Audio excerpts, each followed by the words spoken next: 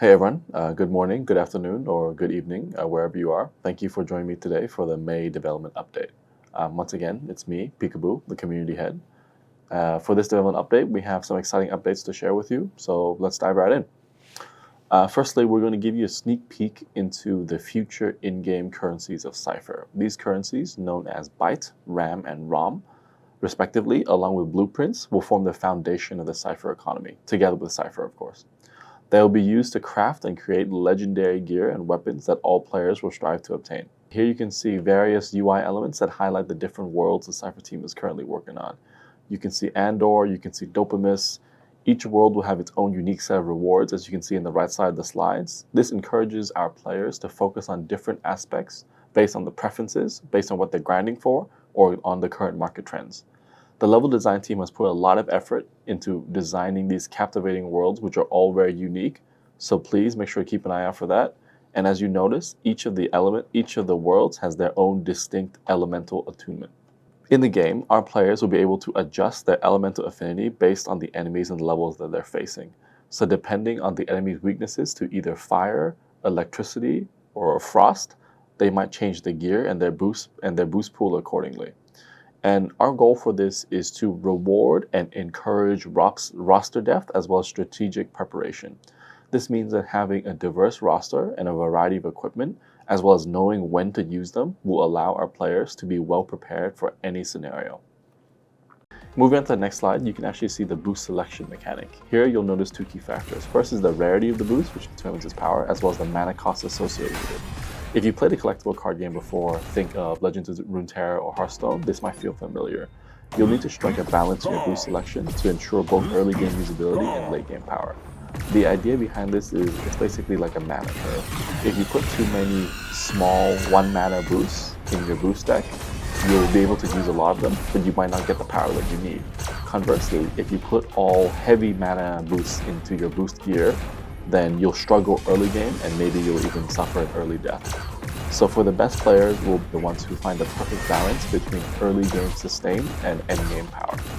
Please note this is still the groundwork for the boost system, and the balance between mana cost and power is still being fine-tuned and developed. Moving on, you can see our future items. First off, we have capsules and vessels. Capsules and vessels are what you use to generate newer, stronger versions of the characters of Inu, of Buru, of Neko.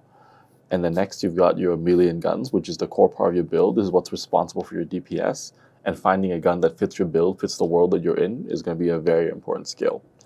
Consumables and salvage are single-use items, and this is where a lot of the economy sinks will go in, because to compete to get the highest scores, you'll need to maintain a healthy top of consumables. And materials and gear crafting, there will be a big economy around crafting your own gear as well as finding in the dungeons, but we want the players to be able to craft gear that they think is best for the meta and best for the level right now. Moving forward, you can get a glimpse into the meticulous design work that goes into our bosses and their special encounters. We really think about first the theme of the boss, how the boss fits into the world, but also how the boss works against the player movements, as well as what kind of attack patterns, what kind of boss cycles to create engaging gameplay for the players of Dopamus, of Zendor. And it's not just each world is its own thing, but really it ties together in one big cohesive story. And I believe that when you guys experience the story from start to finish and witness its progression through each of the season, you will really appreciate the work that the narrative and the art team has put in. Moving forward, I want to show off some cosmetics here. I personally have always been a fan of the black, red, orange color theme, so the Ather Labs set is right up my alley. Stay tuned to discover the abilities and features and how to acquire these weapons and gear. Now we have some gameplay videos that demonstrate snippets of Sipher gameplay. And what I really want to emphasize here is that one key skill in Sipher is sustainability and survival, rather than just focusing on DPS. Players will need to juggle enemy attacks, traps, and their own positioning to keep their run alive. If you get too complacent, if you get too cocky, and you take some free damage, this builds up over the course of your run and might lead to your run ending early. So just because you have a big DPS numbers, this won't mean much if you are dying too quick. Now let's talk a bit about weapon crafting. Crafting weapons will be a big part of Sipher's progression. As you all know, with the boost system, each weapon will come with 3 boosts. So basically, it's like, imagine if you're playing a roguelike game and each weapon will carry 3 roguelike choices with it. So to create your ideal weapon, you'll need the base blueprint and the desired rarity of that weapon. So the base blueprint will determine the rarity and which weapon it is. So whether it's a shotgun, whether it's an assault rifle. And then on top of that, you've got your parts and your software. And the parts and your software tweak 2 things. Firstly, they tweak the stats of your weapon. You know, they might increase the fire rate, they might increase the damage, as well as determine which boost that weapon can get. What this means is that a big skill in the crafting of Sipher is actually finding the most synergistic build, not just, oh, this means more damage, so therefore it is better. So this system will really reward players who understand the Sipher meta, and it's not as simple as pick the biggest number and that'll give you the best weapon. Moving forward, you can see the animation work by our talented artists. We've got character intros for your favorite characters. You know, we've also got some new skins. These intros will be a great way for you to show off to your guildmates and friends, and we are very eager for you to see these animations in-game, and I think they're going to look fantastic. Moving on, we've got the UI screen for the inventory. And this sneak peek actually reveals how boosts integrate with items better, so you can all have a better idea of how this system works and how a boost deck defines your build. So the analogy I'm using is the CCG analogy. So it's like carrying a deck of cards together with you on your adventure. Moving on to some more work culture stuff.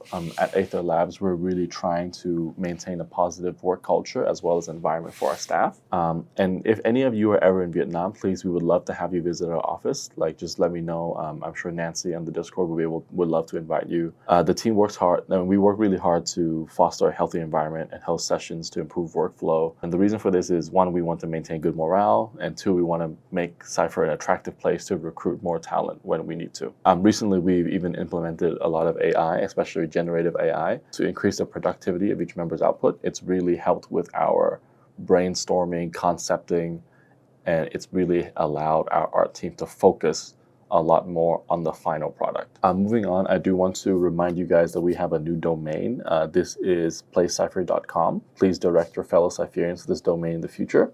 Here, you can also get to see a sneak peek of one of our voice actors for an upcoming boss, the Conductor. I was personally involved in this, so I was personally involved in this voice recording session, so I'm very excited for this, and I'm very excited for you guys to see him in game. Game devs be like it's not a bug. IT's a feature. This off was, it was for a bit of humor, but also to show why we were not yet happy with the product, because these kind of game-breaking bugs, they take away from the playtest experience.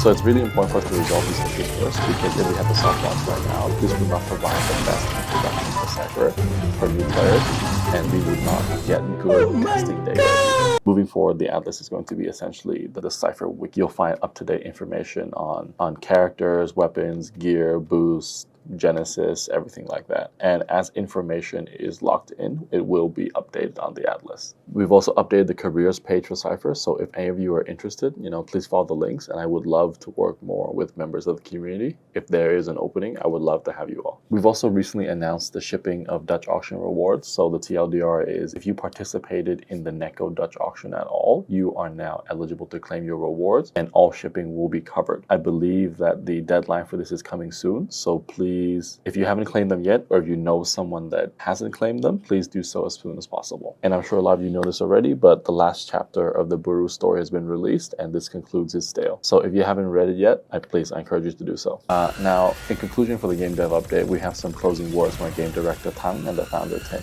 So please take a moment to read the messages below.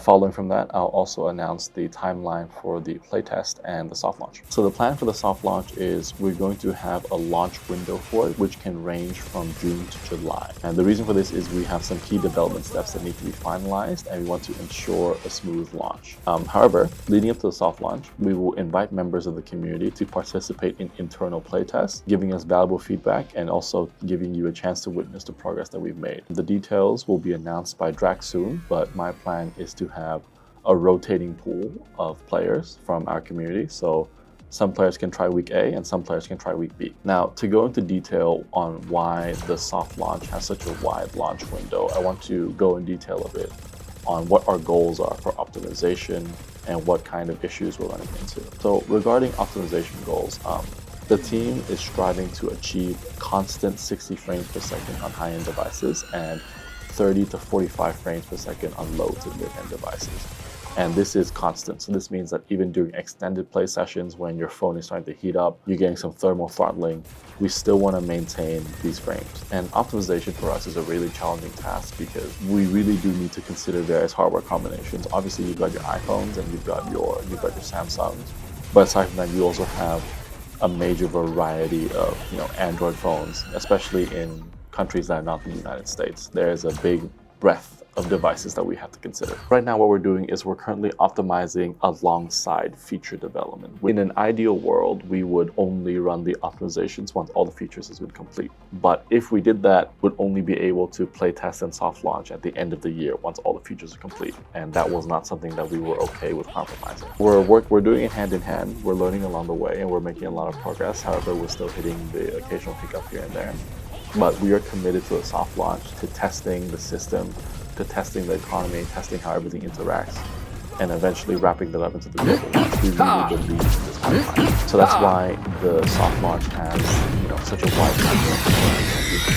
We're confident that when we test with the community members, we give a chance to want to try the game, and your feedback will be very important for us having. And your feedback will be very important, leading to a very smooth soft launch. One more thing is that the decision to use the Unreal Engine Cipher comes with technology. Especially with mobile. We're the first Southeast Asian team to launch a mobile game with Unreal Engine, and we're running through some optimization issues, identifying bottlenecks because there's such a wide variety of hardware, right? Like there's CPU, GPU, memory, each feature interacts with each of them differently, and we have to test on a variety of phones and a variety of different devices, and sometimes this leads to the bottleneck being a bit hard to identify. However, we really do believe that our decision to swap to Unreal Engine has given us a lot of tremendous possibilities, and its advantages in multiplayer networking are really going to be crucial in having a good co-op multiplayer experience.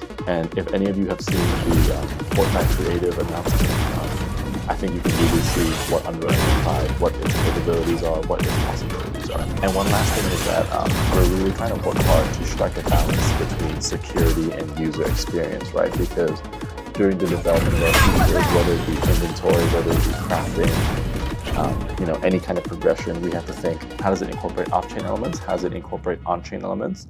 But we also have to do it in a way that is secure so that people don't get hacked, people don't get phished. But also we want to have really smooth UX, because a big problem with a lot of Web3 games right now is that the UX is not smooth at all and it's very hard to onboard new players. We believe that we're walking the line well, and we believe that we can provide a seamless onboarding process for both crypto native and non-crypto native players in the future. I hope this gives everyone some insight into what we're working on in development. And once again, the soft launch has been but instead a release window depending on the best case and worst case scenario. I am, however, super excited to have the community members participate in the playtest, and I'm sure they'll be happy to share their thoughts on it thus far with their brothers. Thank you everyone for tuning in to this month's dev update. See you guys soon.